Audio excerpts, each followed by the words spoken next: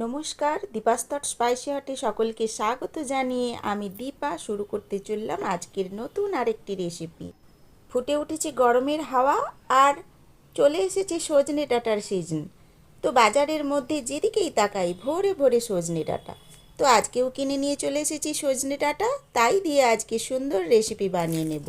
সেই জন্য সুন্দরভাবে আমি কেটে ধুয়ে পরিষ্কার করে নিতে চলেছি আজকের সবজিগুলো।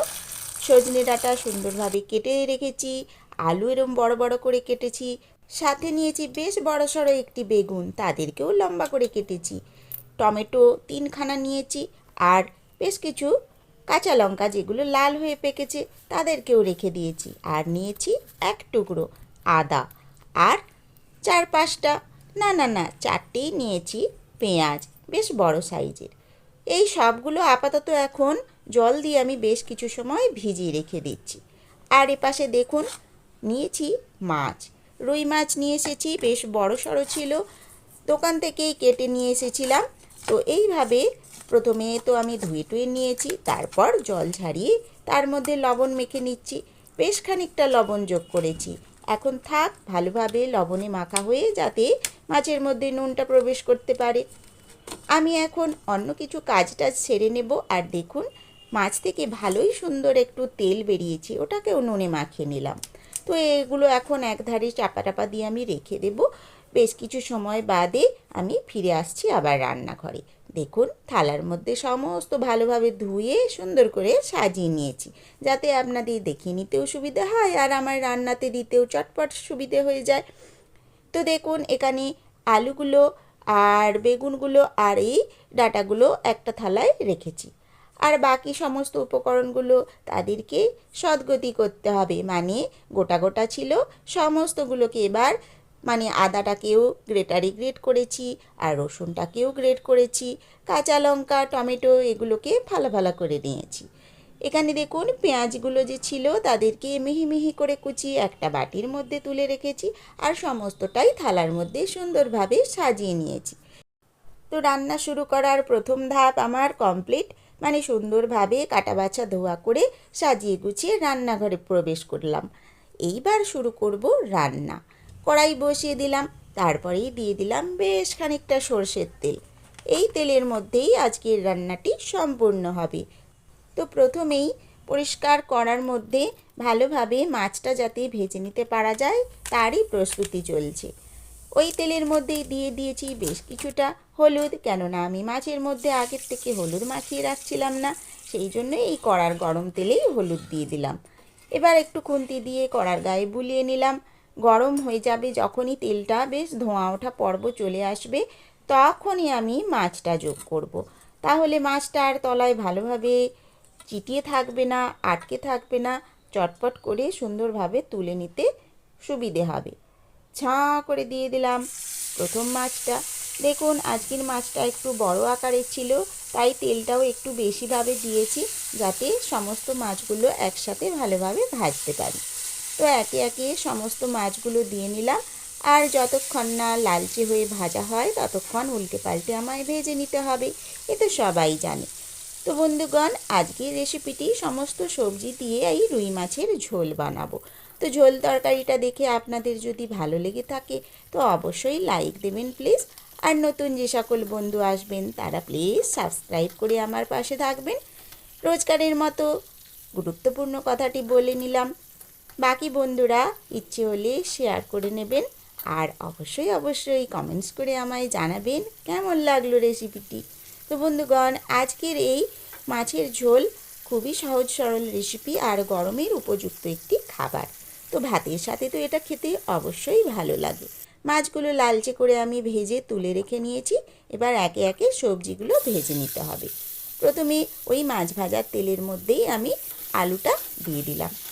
আর বন্ধুরা দ্বিতীয়বার তেল যোগ করতে হচ্ছে না, কেন প্রথমেই আমি অনেকটা পরিমাণে তেল নিয়েছিলাম। তো কিছুই নয়, এবার একে একে ভেজে নেব সমস্ত সবজি, আর আলুর মধ্যে প্রয়োজন মতো একটু লবণ আর হলুদ যোগ করে নিলাম। নিয়ে এবার ঝটপট করে খুন্তি চালিয়ে একটু মাখিয়ে নিচ্ছি। এবার ধীরে ধীরে একটু ভাজা ভাজা হবে, অল্প একটু ছ্যাঁকা ছ্যাঁকা দাগ লাগলেই আলুটা তুলে নিলে হয়। তো আমি আজকে একটু বেশি লালচে করে ভেজে নেব। দেখেছেন বন্ধুরা, গায়ের মধ্যে কেমন সুন্দর লালচে আভা ফুটে উঠেছে। এইবারে ধীরে ধীরে আলুগুলো তুলে নেব একটা থালার মধ্যে। ভালোই লাল হয়েছে, তো আপনারা দেখতে থাকুন। সমস্ত আলুগুলো এইভাবে ধীরে ধীরে আমি একটা প্লেটের মধ্যে তুলে নিচ্ছি। তারপরেই যথারীতি ফিরে আসব পরবর্তী উপকরণ যোগ করার জন্য। তো সময় এসেছে দ্বিতীয় উপকরণ। তো সেটা হচ্ছে বেগুন। সমস্ত বেগুনের টুকরোগুলো আজকেও বড় বড় করে কেটেছি। এইভাবে বড় করে সবজি কাটলে বন্ধুরা ঝোলটা খুব সুস্বাদু হয়। তো খুন্তি দিয়ে ভালোভাবে বেগুনগুলোও নাড়িয়ে চাড়িয়ে নিচ্ছি। আগে যেহেতু একটু হলুদ যোগ ছিল ওই তেলের মধ্যে, তো সেই জন্য একটু হলুদ আবও ধরে নিয়েছি, কিন্তু প্রয়োজন মতো আবার লবণ আর হলুদ আমি এর মধ্যে মিশিয়ে নিলাম। আবার খুন্তি দিয়ে নাড়িয়ে চাড়িয়ে ভেজে নেব। দেখুন বন্ধুরা, বেগুন কিন্তু তেল খুবই শুষে নেয়। তো যতটুকু তেল অবশিষ্ট ছিল পুরোটাতেই বেগুন টেনে নিয়েছে। তাই বেগুনটা ভাজা হয়ে তুলে রেখে নেওয়ার পর আবার আমি একটু তেল যোগ করলাম। ওই তেলের মধ্যে একটু তেজপাতা আর সাদা গোটা জিরে ফোড়ন হিসেবে দিয়ে দিলাম। জিরেটা একটু ভালোভাবে ফুটে যাবে, একটু সুন্দর গন্ধ উঠবে, ততক্ষণ একটু নাড়াচাড়া করব, অপেক্ষা করব। তো যথারীতি হয়ে গিয়েছে। এবার দ্বিতীয় উপকরণ যোগ করব। আর জিরেটা যাতে বেশি পুড়ে না যায় সেই জন্য একটু পাশে সরিয়ে নিয়েছি। এখন আর কিছু নয়, পরবর্তী উপকরণ হিসেবে আমি ওই যে গ্রেট করে রেখেছিলাম রসুনগুলো সেটাই যোগ করে নিলাম। এটাও যতক্ষণ না একটু সুন্দরভাবে লাল লাল হয়ে ভাজা হয় ততক্ষণ একটু সময় দিতে হবে। আর বন্ধুগণ, রসুনটা ভাজা হলেও একটা অপূর্ব মিষ্টি গন্ধ ওঠে, সেটা খুবই ভালো লাগে। তো ওই পর্যায়ে আসা অবধি আমি একটু নেড়ে ভেজে নেব। দেখতে থাকুন। আশা করি আপনাদের এতটা সময় পর্যন্ত যতটুকু রান্না হয়েছে খুবই ভালো লেগেছে। তো পরবর্তী সম্পূর্ণটা দেখার চেষ্টা করবেন প্লিজ। এখন বন্ধুরা আমি যোগ করে নিয়েছি পেঁয়াজ কুচিগুলো।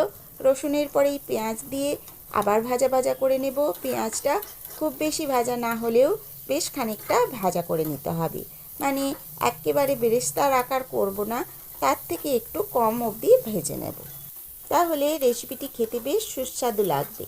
দেখুন, যতটা সম্ভব নেড়ে নেড়ে আমি একটু খুঁচিয়ে খুঁচিয়ে ভাজা করার চেষ্টা করছি। বেশ কিছুটা সময় বাদে আমি যোগ করে নিচ্ছি আদা।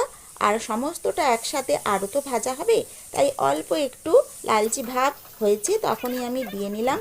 বেশ তার আগে মুহূর্ত অবধি আমি অপেক্ষা করলাম না। অনেকটাই বেশ পেঁয়াজ লাল হয়েছে, আর রসুনটাও ওপাশে আরও বেশি ভাজা হয়ে যাবে, সেই জন্য আমি এখনই আদাটা যোগ করে নিলাম। ও বাবা, সমস্তগুলো ভাজা হয়ে কেমন মাখো মাখো হয়েছে। এখন তো দ্বিতীয় উপকরণ হিসেবে দিতে সময় হয়ে গিয়েছে। কি বলুন তো, টমেটো। বড় বড় ফালা ফালা করে আর কেটে রাখা টমেটোগুলো সব দিয়ে দিয়েছি। আজকে যেহেতু ঝোলের পরিমাণটা বেশি, তাই টমেটোটাও আমি বেশি পরিমাণে নিয়েছি। টমেটোর টক টক স্বাদ ঝোলে অপূর্ব স্বাদ দেবে আর একটু টকটকে ভাব আনতে সাহায্য করবে। তো কিছু সময় নাড়াচাড়া করার পর সমস্ত ডাঁটাগুলো আমি দিয়ে দিলাম। ডাঁটার একটা হালকা হালকা বেশ কাঁচা কাঁচা গন্ধ থাকে, সেটা বন্ধুরা অনেকে পছন্দ করেন, আবার অনেকে পছন্দ করেন না। সেই জন্য একটু সামান্য তেলের মধ্যে আগে নেড়ে নিলে ওই হালি কাঁচা কাঁচা গন্ধটা চলে যায়। তো সেই জন্যই আমি আগের থেকে একটু ডাঁটাটাও দিয়ে দিলাম সমস্ত মশলার সাথে, আর ওর মধ্যে লবণ আর হলুদ প্রয়োজন মতো যোগ করে নিলাম। এখন সমস্তটা ভালোভাবে একটু কষিয়ে নেব। আর এই কষিয়ে নেওয়ার সময় যদি লবণ যোগ করা হয় তবেই খুব সুন্দর স্বাদটা সবজির মধ্যে প্রবেশ করতে পারে। তো কিছু নয়, এখন এবার সময় দিতে হবে নাড়াচাড়া করে, যতক্ষণ না একটু বেশ ঘাটো ঘাটো মাখো মাখো ভাব আসে। দেখুন, বেগুন আর আলুটাও এখন আমি দিয়ে দিচ্ছি। এর মধ্যে অনেকটাই তেল রয়েছে, তো আর বেশি তেল যোগ করার প্রয়োজন নেই। আর মাছ ভাজাতেও রয়েছে অনেকটাই তেল। সমস্তটা মিলেমিশে খুব সুন্দর হয়ে যাবে রান্নাটায়, আর অতিরিক্ত তেলের দরকার হবে না। তো তরকারির পরিমাণটা বেশি ছিল, তো সেই জন্য আমার নাড়াচাড়া করে নিতে সামান্য একটু অসুবিধে হচ্ছিল, কিন্তু তবুও ভালোভাবে আমি রান্নাটি করে নেওয়ার চেষ্টা করছি। তো দেখুন বন্ধুরা, এই মুহূর্তে আমি যোগ করে দিলাম বেশ খানিকটা শুকনো লঙ্কার গুঁড়ো আর জিরে গুঁড়ো। বন্ধুগণ, রেসিপিটিতে ধৈর্যের খুবই আবশ্যক। তো এখন আমি যথারীতি বেশ কিছুটা সময় এই খুন্তি দিয়ে ধীরে ধীরে নাড়াচাড়া করতে থাকলাম। সবজিগুলো সমস্ত যে গুঁড়ো মশলা রয়েছে আর গোটা যে মশলা মানে পেঁয়াজ কুচো আর রসুন এই সমস্ত যে রয়েছে তারা সমস্ত ভালোভাবে যাতে কষে নেওয়া হয়, তার জন্য বেশ কিছুটা সময় ধৈর্য ধরে এভাবে নাড়িয়ে চাড়িয়ে কষা করতে হবে। দেখেছেন বন্ধুরা, বেশ কিছু সময় যখন কষে নিলাম তখন কত সুন্দর রং এসেছে আর সমস্ত সবজিগুলো তেল ঝাল মশলাতে কেমন মিশে গিয়ে মজে গিয়েছে, মানে একটু নরম হয়েছে। এই সময় আমি যোগ করে দেব প্রয়োজন মতো জল। যেহেতু ঝোল ঝোল করব তাই জলের পরিমাণটা একটু বেশিই নিয়েছি। এখন এতে আলু সবজি সমস্ত সিদ্ধ হবে আর ঝোল রাখার জন্য মাছটাও তো দিতে হবে। তো সেই জন্য প্রয়োজন হলে আরও একটু গরম জল আমি পরে যোগ করে নেব। এখন খুন্তি দিয়ে সমস্ত সবজিগুলো খুব ভালোভাবে ডুবিয়ে দিচ্ছি জলের মধ্যে। এবার আঁচটা একটু বাড়িয়ে দেব, বেশ ফোটা শুরু করবে আর আমি ঢাকনা চাপা দিয়ে সমস্তটা সেদ্ধ হওয়ার জন্য সময় দেব। দেখুন বন্ধুগণ, খুব ভালোভাবে টকবক করে ফুটে উঠেছে আর এই সময় আমি ঢাকনাটি চাপা দিয়ে দিলাম আর এবার আঁচটা মাঝারি করে দেব, একটু কমিয়ে, আর ওটা সেদ্ধ হতে থাকবে আর এপাশে পরবর্তী কাজটা সেরে নিচ্ছি। এখানে বাটির মধ্যে বেশ খানিকটা টক দই নিয়েছি, তার মধ্যে দিয়ে দিয়েছি অনেকটা পরিমাণ চিনি আর যোগ করে নিলাম এই যে ভেজে রাখা মশলা। আমি গরম মশলাটা দিলাম না, বাড়িতে বানানো হাতে বানানো যে ভাজা মশলা বানিয়েছিলাম সেটাই আমি একটু যোগ করে নিলাম। তো এভাবে সমস্ত মশলাগুলো মানে যেগুলো যোগ করে নিলাম, দিয়ে এবার একটু ভালোভাবে টক দইটা ফেটিয়ে নিলাম। এবার দেখুন ঢাকনা খুলে আমি তরকারিটি খুললাম, দেখুন কত সুন্দর সেদ্ধ হয়েছে। তো ওটা আমাকে দেখে নিতে হবে আঙুল দিয়ে চেপে, তার আগে আমি এই টক দইয়ের মিশ্রণটা ওর মধ্যে দিয়ে দিলাম। আর যেটা বাটিতে লেগে রয়েছে সেটা আমি একটু জল মিশিয়ে গুলে এর মধ্যে দিয়ে দেব। এখনই তো কত সুন্দর দেখতে হয়েছে। আর আঙুল দিয়ে চেপে ডাঁটা আর আলুটা আমি দেখে নিয়েছিলাম, একটু সেদ্ধ হতে সামান্য বাকি রয়েছে আর এই সময়তেই আমি সমস্ত মাছগুলো যোগ করে নিলাম। কেন বন্ধুরা, ডাঁটা আলু পুরোপুরি সেদ্ধ হতে হতে মাছের ঝোলটার মধ্যে যাতে মাছের স্বাদটা চলে যায় সেই উদ্দেশ্যে একটু মাছটা আগে থেকেই দেওয়া প্রয়োজন, তো আমি যোগ করে নিয়েছি। আর মাছের যে স্বাদটা রয়েছে সেটা খুব ভালোভাবে তাহলে এর মধ্যে চলে যেতে পারবে আর সবজি তরকারি ঝোল এটা খেতে অপূর্ব সুন্দর হবে। আর বাটি ধুয়ে আমি টক দইয়ের মিশ্রণ বাকি যেটা লেগেছিল সেই জলটাও যোগ করে নিলাম। এখন সুন্দরভাবে ঢাকা দিয়ে মৃদু আঁচ করে কিছু সময় আমি সেদ্ধ করে নেব। তো যথারীতি রান্নাটি কমপ্লিট হয়েছে। এখন আমি আঁচ বন্ধ করে দিয়ে বেশ কিছু সময় ঢাকা চাপা দিয়ে রেখেছিলাম আর সব শেষে খুলে দেখিয়ে নিলাম। এখন এত সুন্দর দেখতে হয়েছে, তো খেতে বন্ধুরা অপূর্ব সুন্দর হয়েছিল। তো আপনারা প্লিজ এইভাবে বানিয়ে একবার খাবেন, দেখবেন আর ভাতের সাথে অন্য কোনো তরকারির প্রয়োজনই হবে না। গরম গরম ভাতে এই গরমকালে এরকম সুন্দর সুন্দর সবজি দিয়ে মাছের হালকা পাতলা ঝোল রেসিপি খেতে অপূর্ব সুন্দর লাগে। তো রেসিপিটি তৈরি হয়ে গিয়েছে, আমি কড়াইসহ তো আপনাদের দেখিয়ে নেব বলে এইভাবে প্রথমে একটু ক্যামেরা করে নিচ্ছি, তারপরে যথারীতি পরিবেশন করে নেব ভাতের সাথে। তো আজকের রেসিপি দেখে আশা করি আপনাদের সবাইয়ের খুবই ভালো লেগেছে। তো কতটা ভালো লাগলো, কতটা উপযোগী গরমের রান্না হিসেবে আপনারা আমায় কমেন্টসে অবশ্যই জানিয়ে দেবেন। আজকের মতো বিদায় নেব, বাকি যেইটুকু রয়েছে পরিবেশন আর ফটো টটো যেগুলো তুলেছিলাম আপনারা সম্পূর্ণটা দেখে নিন। আর অন্য দিন আবার অন্য রেসিপি নিয়ে চলে আসব, ততদিন আপনারা আমার চ্যানেলের অন্য ভিডিওগুলো আবার ঘুরিয়ে ফিরিয়ে দেখে নিতে পারেন। আর আপনাদের অতীব মূল্যবান সময় দেওয়ার জন্য আপনাদের সকলকে অনেক অনেক ধন্যবাদ। তো এইভাবে দীপাস থট স্পাইসি হটের পাশে থেকে একটু সামনের দিকে এগিয়ে নিয়ে যেতে আপনারা এইভাবেই আমায় সাপোর্ট করতে থাকুন আর সুন্দর সুন্দর রেসিপি বানিয়ে খেতে থাকুন। তো এখন আমি এইভাবে দেখুন পরিবেশন করে নিচ্ছি। মাছটা প্রথমে তুলে নিলাম আর ঝোল ডাঁটা সবজি যা আছে ধীরে ধীরে বাটির মধ্যে তুলে আমি খেতে দিয়ে দিচ্ছি।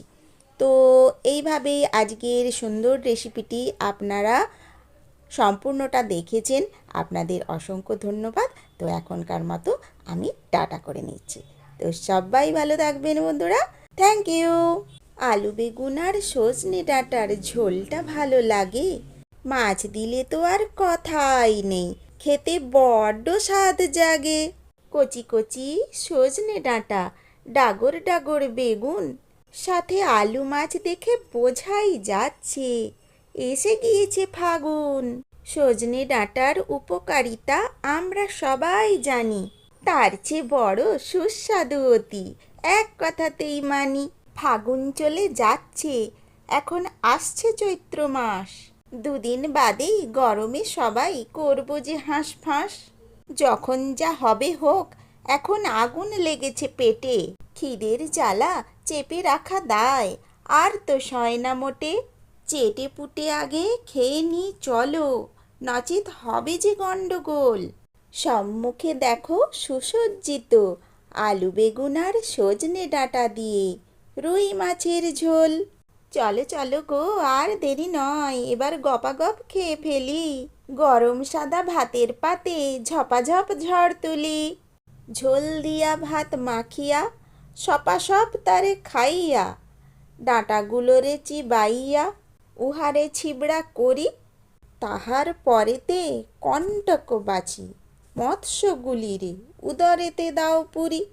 আহাহা, রসনা তৃপ্ত হইল, উদরের ন্যায় মন প্রাণটাও কানায় কানায় ভরিল।